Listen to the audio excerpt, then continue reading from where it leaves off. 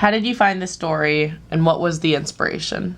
When I was first looking for a documentary idea, I was actually having lunch with my boss, who's raw vegan, in a raw vegan cafe called Better Life Cuisine. And while we were having a conversation just about different ideas, she looked behind me at this man who was just having a good time by himself, just eating, and she said that she has to go and say hi to him. So I watched this entire interaction unfold before my eyes, where she approached him and she was like, "I am the biggest fan, your chef be live." And then I just witnessed this interaction where, a raw vegan was approaching a raw vegan chef and telling him just how amazing his food is. And that's pretty much when I knew that I had to do a documentary about this community, because it's just like interesting characters and people who only eat fruits, vegetables, nuts and seeds, and none of that stuff could be cooked over 118 degrees.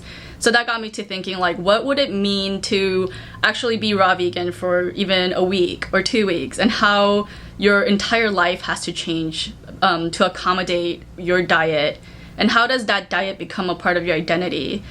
Was there anything that changed the direction of your story during filming?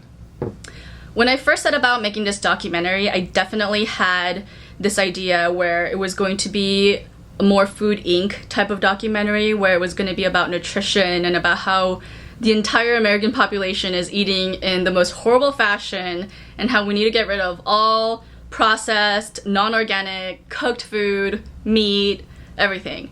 But as I was doing this documentary, I quickly realized that the focus of the story is more about the people who are raw vegan, who are living as raw vegans in this community. It's no easy task to be a raw vegan, because it's just hard. You can't go out and socialize with people who eat cooked foods. Even if they're vegan and they eat cooked foods, it's really hard to find something to eat that's not a salad. And we realized as we're watching the cuts that the subjects were so interesting. They were very fascinating. They had a very different point of view of life. It quickly changed from a documentary about nutritional information and about health, and more about the people who are in this community.